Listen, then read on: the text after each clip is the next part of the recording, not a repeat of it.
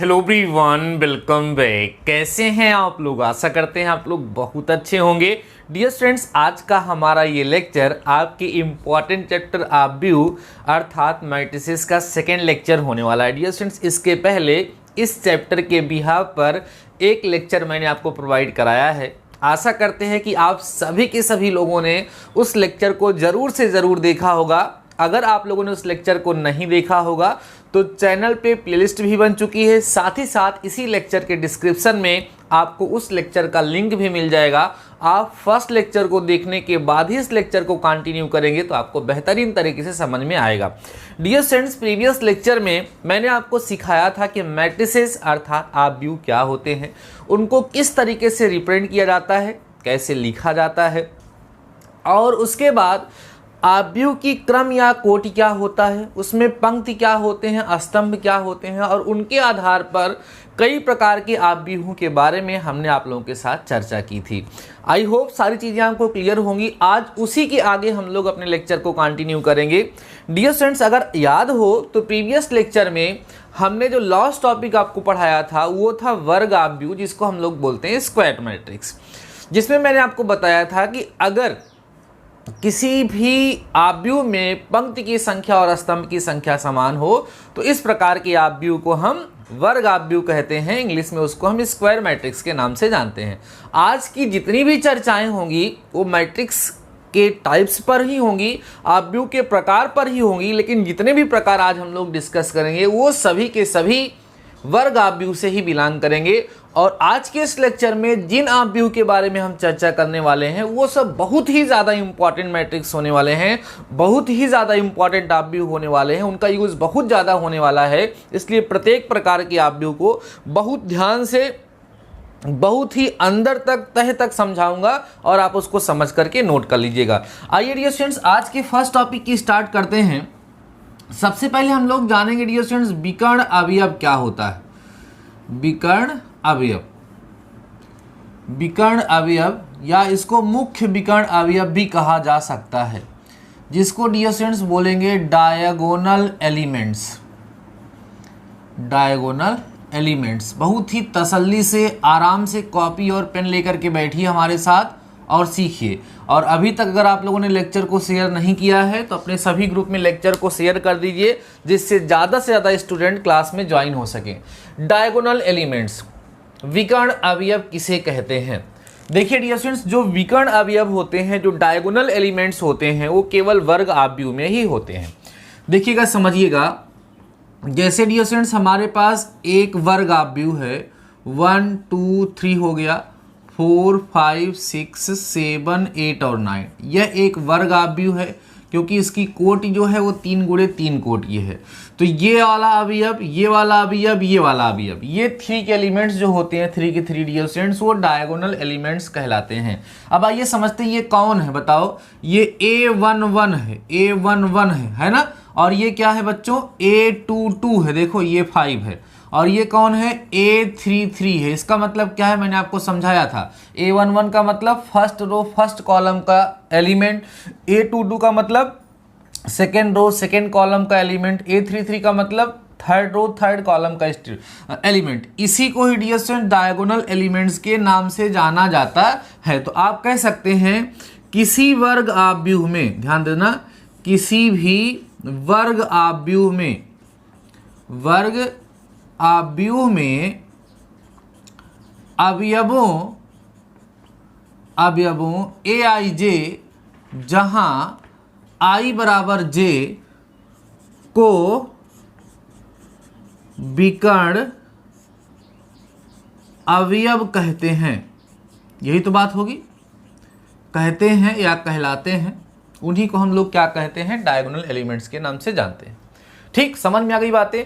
A11, A22, A33, A44, ये सारे जो एलिमेंट्स होंगे, इन सब को किस नाम से जाना जाएगा? डायगोनल एलिमेंट्स के नाम से जाना जाएगा। तो डायगोनल एलिमेंट्स क्या होते हैं ये आपको समझ में आ गया। अब आइए समझते हैं कि डायगोनल क्या होता है। मुख्य विकर्ण, मुख्य विकर्ण किसे कहते हैं? मुख्य विकर्ण, ठीक है, जिसको इंग्लिश में हम लोग बोलेंगे dear students leading diagonal. Leading diagonal, आराम से समझिएगा। लीडिंग डायगोनल क्या होता है आइए समझते हैं। मुख्य विकर्ण किसे कहते हैं। देखिए डियर स्टूडेंट्स, जैसे हमारे पास कोई एक मैट्रिक्स है, कोई एक आव्यूह है जो कि A B C D E F G और H, ठीक है, आई, ये हमारे पास एक मैट्रिक्स है जो 3x3 का है। अब इसको देखिएगा कि इसमें हमारे पास ये कौन है, ध्यान दें, ये कौन है डियर स्टूडेंट्स, ये डायगोनल एलिमेंट है। ये कौन है, डायगोनल एलिमेंट है। ये कौन है, डायगोनल एलिमेंट है।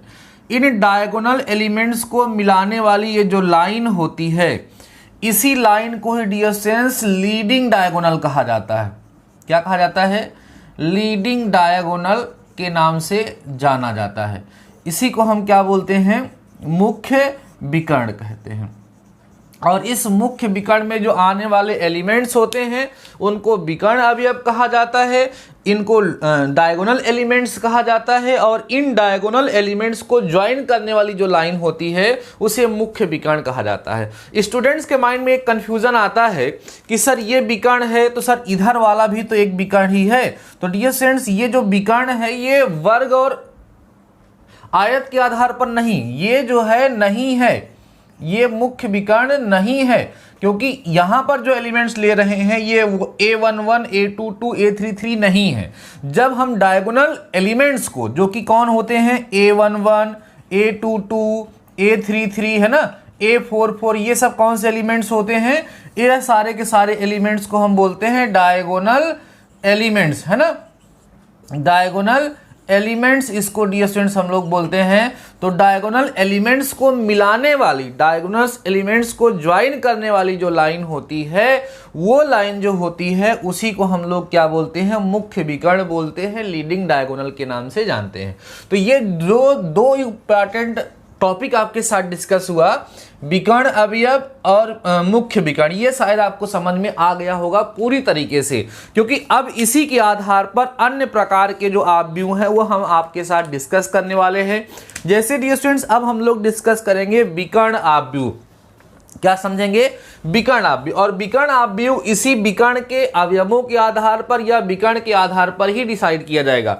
अभी मैं आपको बताने वाला हूं विकर्ण आव्यूह क्या होता है, फिर मैं आपको बताऊंगा अदिश आव्यूह क्या होता है, फिर मैं आपको बताऊंगा इकाई आव्यूह जिसको तत्समक आव्यूह के नाम से जानते हैं वो क्या होता है। और ये 3 मैट्रिसेस, ये 3 आव्यूह बहुत ही ज्यादा इंपॉर्टेंट है। मैंने स्टार्टिंग में ही आप लोगों से बोल दिया डियर स्टूडेंट्स कि आज का लेक्चर गजब का है, ये सारे टॉपिक बहुत ही ज्यादा इंपॉर्टेंट, इसलिए ध्यान से सारे टॉपिक को जरूर समझ लीजिएगा, ठीक है। आइए डियर स्टूडेंट्स, हम लोग चर्चा करते हैं। अगला है हमारा, जिसका नाम है बच्चों विकर्ण आव्यूह। ध्यान देना, विकर्ण आव्यूह, जिसको हम बोलेंगे डियर स्टूडेंट्स डायगोनल एलिमेंट्स। विकर्ण आव्यूह को इंग्लिश में बोलेंगे डायगोनल मैट्रिक्स, ना एलिमेंट नहीं, डायगोनल मैट्रिक्स या मैट्रिसेस। अब देखिए विकर्ण आव्यूह क्या होता है, आइए समझते हैं। जैसे A = कोई हम मैट्रिक्स यहां पर लिखते हैं 1 0 0 5, सॉरी यहाँ पर होगा 0, यहाँ हो गया 2, यहाँ हो गया 0 0 0, ये हो गया मान लीजिए -1, ये हमने लिख दिया। अब इस आव्यूह को देखो, इस मैट्रिक्स को आप देखिए ध्यान से। इस मैट्रिक्स की खासियत क्या है, ये इसका लीडिंग डायगोनल है, ये इसका मुख्य विकर्ण है। मुख्य विकर्ण के सभी अवयव को आप देखिए वो 0 नहीं है, लेकिन इस मुख्य विकर्ण के अवयवों के अतिरिक्त इस लीडिंग डायगोनल्स के एलिमेंट्स जो हैं उसके अतिरिक्त जितने भी एलिमेंट्स हैं वो सभी के सभी क्या हैं, 0 हैं, सब 0 हैं। तो इस प्रकार के आव्यूह को बच्चों विकर्ण आव्यूह के नाम से जाना जाता है। विकर्ण आव्यूह हमेशा किसका बनेगा, वर्ग आव्यूह का ही बनेगा। क्यों बनेगा वर्ग आव्यूह का, क्योंकि वर्ग आव्यूह में ही मुख्य विकर्ण होता है, और किसी भी आव्यूह में ना तो विकर्ण अवयव होते हैं ना तो मुख्य विकर्ण होता है, केवल वर्ग आव्यूह में ही मुख्य विकर्ण और विकर्ण अवयव होते हैं। तो इसीलिए चूंकि इसकी परिभाषा बनेगी ऐसा वर्ग आव्यूह जिसके मुख्य विकर्ण अवयवों के अतिरिक्त या विकर्ण अवयवों के अतिरिक्त सभी अवयव क्या हो, शून्य हो, उस प्रकार के आव्यूह को ही हम लोग क्या बोलेंगे, विकर्ण आव्यूह बोलेंगे, डायगोनल मैट्रिक्स के नाम से जानेंगे। आइए डेफिनेशन लिख लेते हैं। आप यहां बोलेंगे बच्चों, ऐसा वर्ग आव्यूह, ऐसा वर्ग आव्यूह जिसके विकर्ण अवयवों के अतिरिक्त, विकर्ण अवयवों के अतिरिक्त सभी अवयव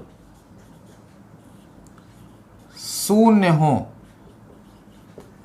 क्या कहलाएगा, विकर्ण आव्यूह कहलाता है। ठीक, एग्जाम्पल आपके सामने है। ऐसे कोई और भी एग्जाम्पल हम लोग लिख सकते हैं, एक आध एग्जाम्पल और लिख लेते हैं और अच्छे समझ में आ जाएगा। ये फर्स्ट एग्जाम्पल था और एक एग्जाम्पल और लिख लीजिए। देखिए, जैसे b इक्वल टू लिख दीजिए, यहाँ लिख दीजिए -5 0 0 0 2 0 0 0 7। अब यहाँ पर भी देखिए, ये मुख्य विकर्ण के अवयव को छोड़ करके बाकी सारे के सारे अवयव क्या हैं, शून्य है। इसलिए ये दोनों के दोनों किस प्रकार के आव्यूह हैं बच्चों, इनको हम बोलेंगे विकर्ण आव्यूह, है ना, विकर्ण आव्यूह, जिसको हम बोलते हैं इंग्लिश में क्या, डायगोनल मैट्रिक्स, डायगोनल मैट्रिक्स बोलते हैं। क्लियर हो गई बात, अच्छे समझ में आ गया। ये है हमारा विकर्ण आव्यूह। अब विकर्ण आव्यूह को समझने के बाद हम समझेंगे अदिश आव्यूह क्या होता है, स्केलर मैट्रिक्स क्या होता है। और ध्यान रखिएगा, वर्ग आव्यूह में मुख्य विकर्ण हम लोगों ने सीखा, उस मुख्य विकर्ण की सहायता से हमने विकर्ण आव्यूह सीखा। अब इस विकर्ण आव्यूह की सहायता से ही हम अदिश आव्यूह सीखेंगे, क्योंकि ये सभी के सभी मैट्रिक्स, ये सभी के सभी आव्यूह एक दूसरे से इंटरकनेक्टेड हैं। वर्ग आव्यूह समझ में आया होगा, तभी वर्ग आव्यूह में ही विकर्ण समझ में आएगा, मुख्य विकर्ण, क्योंकि वर्ग आव्यूह में ही मुख्य विकर्ण होता है और मुख्य विकर्ण का मतलब समझ में आया होगा, तभी विकर्ण आव्यूह समझ में आया। अब विकर्ण आव्यूह अगर आपको समझ में आ गया होगा, तभी आप लोगों को डियर स्टूडेंट्स क्या समझ में आएगा, अदिश आव्यूह समझ में आएगा। अब आइए हम लोग समझते हैं अदिश आव्यूह क्या होता है। अदिश आव्यूह जिसको हम बोलेंगे स्केलर मैट्रिक्स, स्केलर मैट्रिक्स। आइए समझते हैं डियर स्टूडेंट्स कि ये स्केलर मैट्रिक्स क्या होता है, अदिश आव्यूह क्या होता है। देखो, दो तरीके से बोल सकते हैं। एक तो बोल सकते हैं ऐसा वर्ग, ध्यान देना बात को, ऐसा वर्ग आव्यूह जिसके मुख्य विकर्ण अवयव समान हो तथा सभी अवयव शून्य हो। मुख्य विकर्ण के जो अवयव होते हैं वो जीरो ना हो, वो शून्य ना हो, बाकी सारे एलिमेंट्स क्या हो, शून्य हो। अब जब मुख्य विकर्ण के अतिरिक्त सारे अवयव शून्य हो गए तो वो हो गया विकर्ण आव्यूह। तो सर, विकर्ण आव्यूह और इस अदिश आव्यूह में अंतर क्या है? विकर्ण आव्यूह में जो विकर्ण के एलिमेंट्स होंगे वो अलग अलग हो सकते हैं, वो अलग अलग हो सकते हैं, लेकिन अदिश आव्यूह में बस यही होगा कि ये जो विकर्ण अवयव हैं वो अलग अलग नहीं होंगे, सब एक जैसे होंगे। तो इसकी डेफिनेशन सबसे अच्छी ये होती कि हम लिख सकते हैं ऐसा विकर्ण आव्यूह, ऐसा विकर्ण आव्यूह, क्योंकि विकर्ण आव्यूह ही होगा, ऐसा विकर्ण आव्यूह जिसके, ध्यान रखना, जिसके विकर्ण अवयव, जिसके विकर्ण अवयव कैसे हो, समान हो। ठीक है, विकर्ण अवयव समान हो, क्या कहलाएगा डियर स्टूडेंट्स? वो कहलाता है अदिश आव्यूह कहलाता है, कहलाता है। ठीक है, ऐसा मैट्रिक्स, कैसा मैट्रिक्स? जो कि विकर्ण हो, जो को डायगोनल मैट्रिक्स हो और उसमें जो डायगोनल एलिमेंट्स हो वो समान हो। इस तरह के जो आव्यूह होते हैं, इस तरह के जो मैट्रिक्स होते हैं, उन्हें हम अदिश आव्यूह के नाम से जानते हैं, उन्हें हम स्केलर मैट्रिक्स के नाम से जानते हैं। कैसे?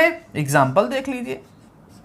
a इक्वल टू 2 लिख दिए, 0 0 0 2 0 0 0 2। अब आप देखिए यहां पर ये हमारा कैसा आव्यूह है, अदिश आव्यूह। और कोई स्टूडेंट अब पूछेगा कि सर क्या इसको हम विकर्ण आव्यूह भी कह सकते हैं? बिल्कुल कह सकते हैं, क्योंकि ये विकर्ण आव्यूह की सारी प्रॉपर्टी को फुलफिल करता है। और विकर्ण आव्यूह की प्रॉपर्टी में ही थोड़ा सा बदलाव किया गया तो बन गया कौन सा आव्यूह, अदिश आव्यूह। इसका मतलब जितने भी अदिश आव्यूह होते हैं सब विकर्ण आव्यूह होते हैं, लेकिन सारे विकर्ण आव्यूह को हम अदिश आव्यूह नहीं कह सकते हैं, क्योंकि विकर्ण आव्यूह जो होगा उसमें जो विकर्ण अवयव होंगे वो समान होंगे, इस बात की गारंटी नहीं है।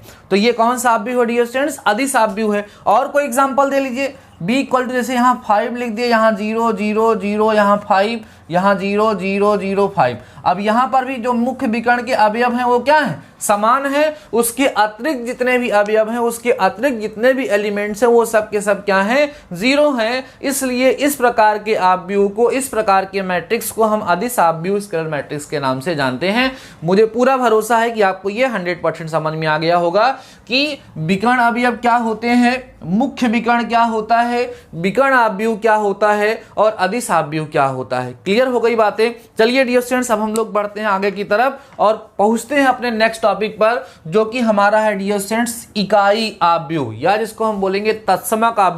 और ये सबसे ज्यादा इंपॉर्टेंट है डियर स्टूडेंट्स, क्योंकि इसका यूज सबसे ज्यादा होने वाला है। आइए बात करते हैं इकाई आव्यूह किसे कहते हैं, जिसको हम लोग क्या बोलेंगे डियर स्टूडेंट, आइडेंटिटी मैट्रिक्स। इसी को तत्समक आव्यूह के नाम से भी जाना जाता है। आइए समझते हैं कि क्या होता है डियर स्टूडेंट्स इकाई आव्यूह। ठीक है, टॉपिक है हमारा इकाई आव्यूह, जिसको हम लोग बोलेंगे आइडेंटिटी आर यूनिट मैट्रिक्स। ठीक है, इकाई या इसी को हम लोग तत्समक आव्यूह कहते हैं। अगर इंग्लिश में बात करें तो इकाई का मतलब होता है यूनिटी, है ना, या यूनिट। यूनिट कहो और आइडेंटिटी कहो, आइडेंटिटी मैट्रिक्स,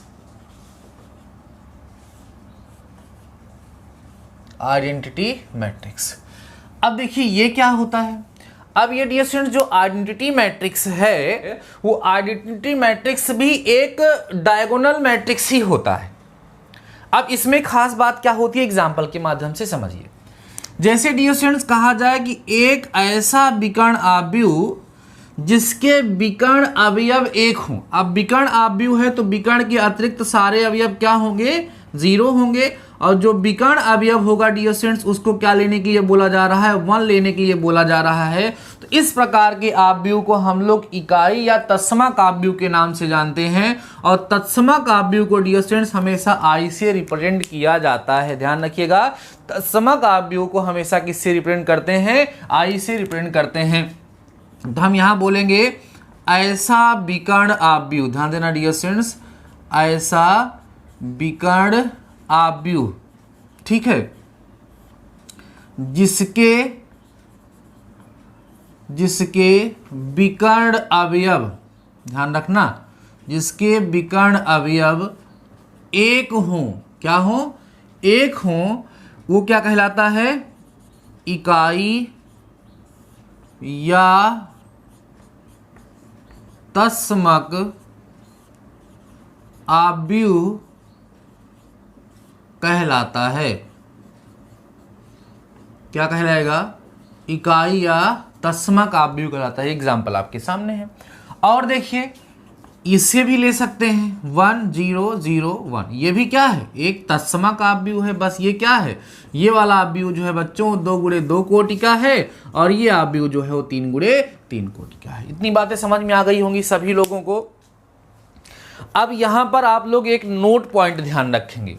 नोट पॉइंट क्या है देखिएगा, ये नोट पॉइंट ये है डियर स्टूडेंट्स कि हम लोगों ने एक सीखा विकर्ण आव्यूह, ध्यान दीजिएगा सभी लोग, एक हमने सीखा विकर्ण आव्यूह ना, जिसको हमने बोला डायगोनल मैट्रिक्स, डायगोनल मैट्रिक्स हमने सीखा, कॉमा अगली बार हम लोगों ने सीखा इसके बाद अदिश आव्यूह, अदिश आव्यूह, जिसको हमने बोला स्केलर मैट्रिक्स। ठीक, स्केलर मैट्रिक्स ये सीखा और ये सीखा, ये हो गया। तथा इसके बाद हम लोगों ने सीखा तत्समक आव्यूह, या इसी को हम लोग इकाई आव्यूह भी कहते हैं। इकाई कहो या तत्समक कहो एक ही है, इकाई आव्यूह, जिसको हम बोलेंगे यूनिट मैट्रिक्स। विकर्ण आव्यूह मीन्स डायगोनल मैट्रिक्स, अदिश आव्यूह मीन्स स्केलर मैट्रिक्स, तथा इकाई आव्यूह मीन्स यूनिट मैट्रिक्स। तीनों वर्ग आव्यूह होते हैं। सही कह रहे हैं, तीनों वर्ग आव्यूह होते हैं। ये चीज ध्यान रखिएगा कि ये जो होते हैं ये सब वर्ग आव्यूह से ही बनते हैं। वर्ग आव्यूह में ही मुख्य विकर्ण होता है, और समझ रहे हो ना, मुख्य विकर्ण जब प्राप्त होता है तो उसी के आधार पर विकर्ण आव्यूह बताया जाता है, फिर विकर्ण आव्यूह के आधार पर ही अदिश आव्यूह बताया जाता है, फिर उसी आधार पर आपको तत्समक आव्यूह भी बताया जाता है या इकाई आव्यूह भी बताया जाता है। तो इस को हमेशा आई से डिनोट करेंगे, और इस आई का यूज आप लोग देखेंगे डियर स्टूडेंट्स तो बहुत ज्यादा आप लोगों को करने के लिए मिलेगा। ठीक है, एक नोट पॉइंट तो ये है डियर स्टूडेंट्स, और एक नोट पॉइंट और ध्यान दे लीजिएगा आप लोग, जो हमारा इकाई का तत्समक आव्यूह होता है उसकी एक प्रॉपर्टी होती है। देखिए ध्यान से, नोट और एक लिखिएगा। नोट ये है कि कहते हैं कि यदि ए कोई क्या हो बच्चों, आव्यूह है, ए कोई आव्यूह हो, ठीक, ए कोई आव्यूह हो तथा आई तत्समक आव्यूह हो, ठीक है, तत्समक आव्यूह हो तो ए को आई से मल्टीप्लाई करोगे तो ए ही मिलेगा, और आई को ए से मल्टीप्लाई करोगे तब भी हमें ए ही मिलेगा। मीन्स अगर हम किसी भी आव्यूह को उसके तत्समक आव्यूह से गुणा करते हैं, उसको मल्टीप्लाई करते हैं डियर स्टूडेंट्स, तो हमें वही आव्यूह प्राप्त हो जाता है। ये बहुत ही ज़्यादा इंपॉर्टेंट प्रॉपर्टी है। अभी जब हम आपको मल्टीप्लिकेशन सिखाएंगे, जब गुणा करना आपको सिखाएंगे, तो वहाँ इसका यूज़ भी मैं आपको करके दिखाऊंगा कि इसका यूज़ वहाँ पर किस तरीके से किया जाता है। आइए डियर स्टूडेंट्स, दो प्रकार के आव्यूह और बच रहे हैं, उनको भी हम लोग डिस्कस कर लेते हैं। फिर धीरे धीरे हम आव्यूह की संक्रिया पर पहुंचेंगे। ऑपरेशन ऑफ मत, बोर मत होइएगा भाई, चैप्टर थोड़ा सा बड़ा है और सारे कंसेप्ट को समझाए बिना हम आपको क्वेश्चन सॉल्व नहीं करा सकते हैं। कई सारे बच्चे फर्स्ट डे के लेक्चर में ही, सर थोड़ा तेज पढ़ाइए, सर सिलेबस कैसे कंप्लीट होगा। अरे मेरे भाई, समझना जरूरी है, समझ में आना जरूरी है, सिलेबस पूरा करना बड़ी बात नहीं है। अगर इतना डिटेल में ना पढ़ाएं, हम डायरेक्ट एक्सरसाइज पे ही पहुंच जाएं तो अब तक तो एक्सरसाइज कंप्लीट हो जाएगी। बात समझ में आ रही है? मैं जैसे पढ़ा रहा हूं मुझे पढ़ाने दीजिए, मैं आपके सिलेबस को कंप्लीट करने का पूरा प्रयास करूंगा और कंप्लीट होगा। लेकिन मैं हमेशा इस बात पे फोकस करता हूं, हमेशा इस बात पर ध्यान देता हूं कि जो भी पढ़ो उसको सॉलिड पढ़ो, उसको अच्छे से पढ़ो, जिससे उस टॉपिक से आपके एग्जाम में आने वाला क्वेश्चन आपसे मिस ना हो, कम से कम उसको तो सॉल्व कर सकें। बाकी आप टेंशन मत लीजिए, सारी वो मेरे ऊपर छोड़ दीजिए, ठीक है। आइए डियर स्टूडेंट्स, अब हम लोग बात करते हैं त्रिभुजीय आव्यूह की। दो आव्यूह और होंगे डियर स्टूडेंट्स, क्या है? त्रिभुजीय आव्यूह, त्रिभुजीय आव्यूह, ठीक है, जिसको हम लोग बोलते हैं dear students triangular matrix, triangular matrix, ठीक है। ये जो त्रिभुजीय आव्यूह होता है डियर स्टूडेंट्स, ये दो तरह का होता है। एक होता है उच्च त्रिभुजीय आव्यूह, एक होता है निम्न त्रिभुजीय आव्यूह। तो आइए समझते हैं कि उच्च त्रिभुजीय आव्यूह क्या होता है और निम्न त्रिभुजीय आव्यूह क्या होता है। तो पहला इसमें होगा बच्चों कौन सा? उच्च त्रिभुजीय आव्यूह, उच्च त्रिभुजीय आव्यूह, जिसको हम बोलेंगे इंग्लिश में upper triangular matrix, upper triangular matrix, क्या बोलेंगे? अपर ट्रायंगुलर मैट्रिक्स, उच्च त्रिभुजीय आव्यूह। आइए समझते हैं, बड़ा आसान सा है। देखिए एक आव्यूह लेंगे हम लोग, वर्ग आव्यूह होगा। यहाँ लिखिए 1, यहाँ लिखिए 0, यहाँ लिखिए आप 5 लिख दीजिए, 2 लिख दीजिए, यहाँ 0 लिख दीजिए, यहाँ 0 लिख दीजिए, यहाँ 2, 3, यहाँ 7 लिख दीजिए। अब इसको ध्यान से देखिए, यहाँ पर क्या हो रहा है डियर स्टूडेंट्स की मुख्य विकर्ण के नीचे के जितने भी अवयव हैं वो आपको 0 दिख रहे होंगे, और ऊपर की साइड में आपको एक त्रिभुज बनता हुआ नजर आ रहा है जो मैंने बनाया है। तो इसीलिए इसको उच्च त्रिभुजीय आव्यूह के नाम से जाना जाता है। तो ऐसा वर्ग आव्यूह जिसमें मुख्य विकर्ण के नीचे के सभी अवयव क्या होंगे डियर स्टूडेंट्स, 0 होंगे। ठीक है, जब सारे अवयव उसके नीचे के 0 होंगे तो उसे हम क्या बोलेंगे, उच्च त्रिभुजीय या उसे उच्च त्रिकोणीय आव्यूह के नाम से भी जाना जाता है। ठीक है, तो यहां पे लिख सकते हैं हम लोग ऐसा वर्ग आव्यूह, ऐसा वर्ग आव्यूह जिसके मुख्य विकर्ण के नीचे के अवयव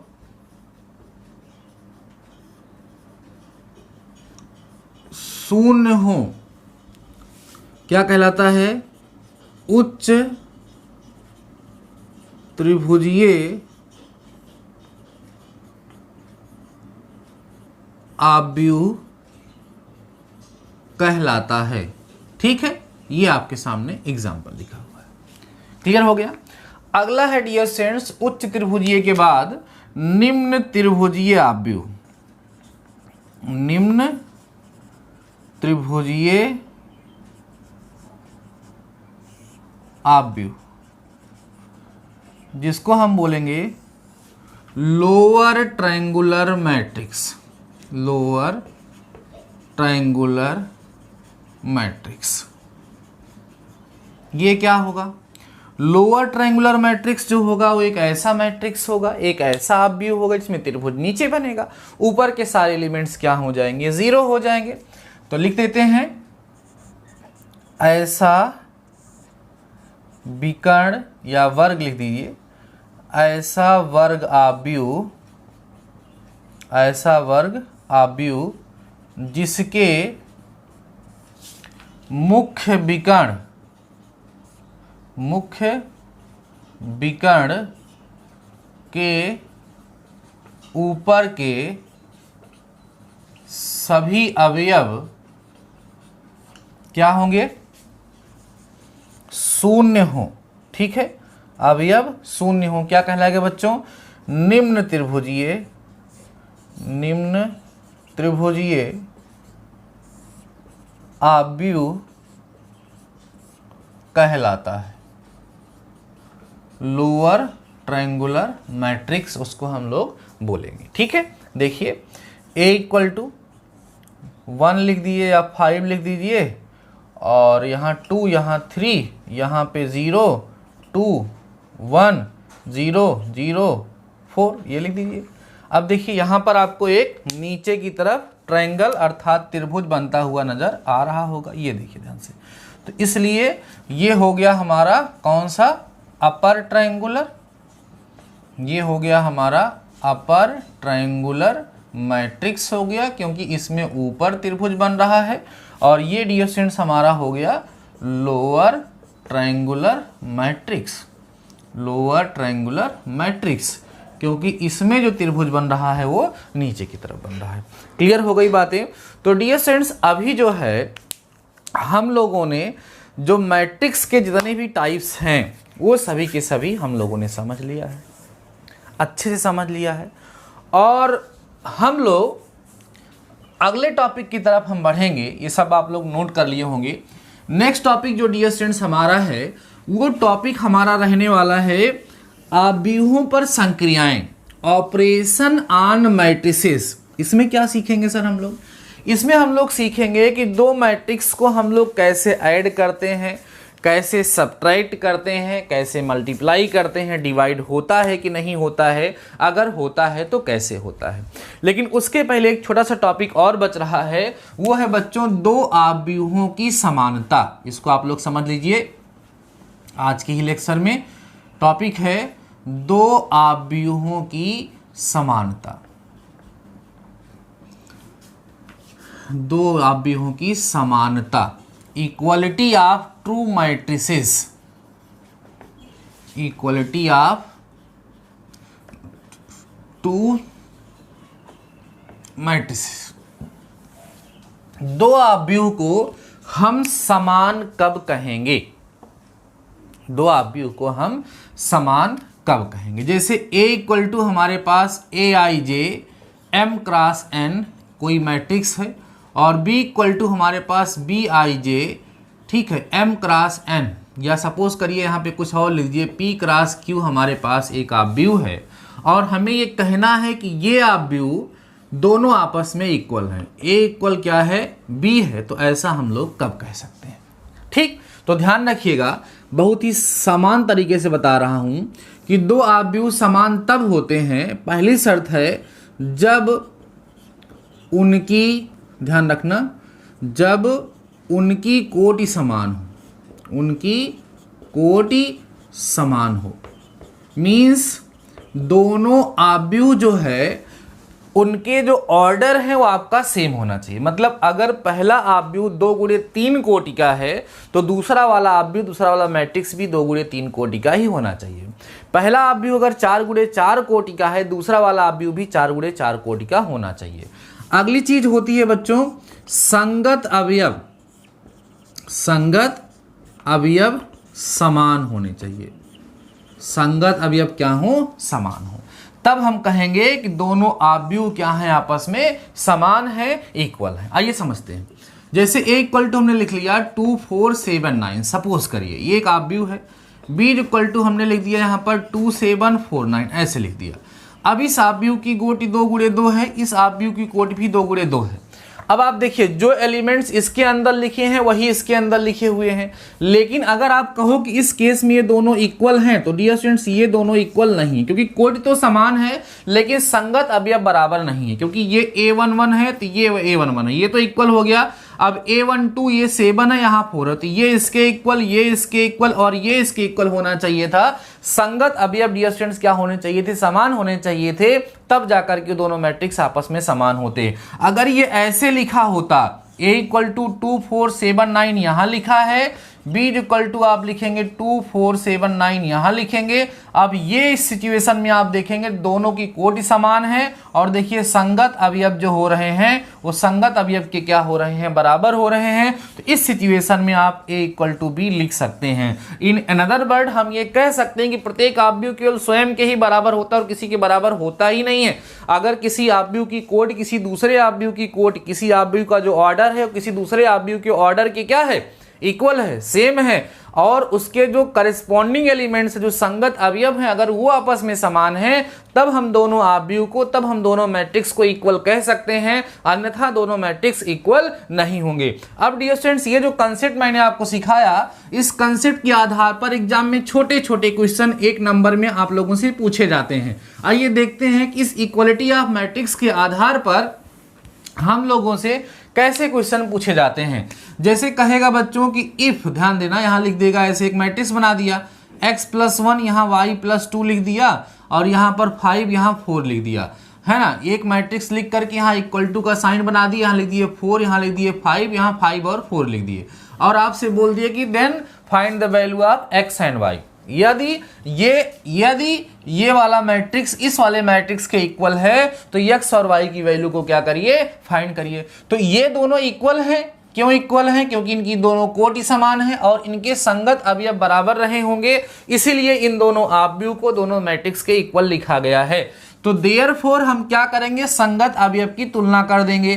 तो x+1 की वैल्यू जो है वो 4 हो जाएगी, तो यहाँ से x की वैल्यू डियर स्टूडेंट्स आपको कितनी मिल जाएगी? 3, और ये जो y+2 की वैल्यू है वो कितनी हो जाएगी? 5, तो यहाँ से y की वैल्यू जो होगी आपको कितनी मिल जाएगी? 3 मिल जाएगी, और ये डियर स्टूडेंट्स आपका क्या होगा? आंसर होगा। तो ये छोटा सा क्वेश्चन आप लोगों से पूछा जा सकता है। अब ये मैंने केवल छोटा सा आव्यूह लिया था, ऐसा बड़ा बड़ा आव्यूह लेकर के और अलग अलग प्रकार के एग्जाम्पल लेकर के आप लोगों से क्वेश्चन पूछा जा सकता है। तो डियर स्टूडेंट्स आज के इस लेक्चर में हमने आप लोगों को आव्यूह के सभी प्रकार के बारे में समझा दिया है। दो आव्यूह समान क्या होते हैं ये मैंने समझा दिया है।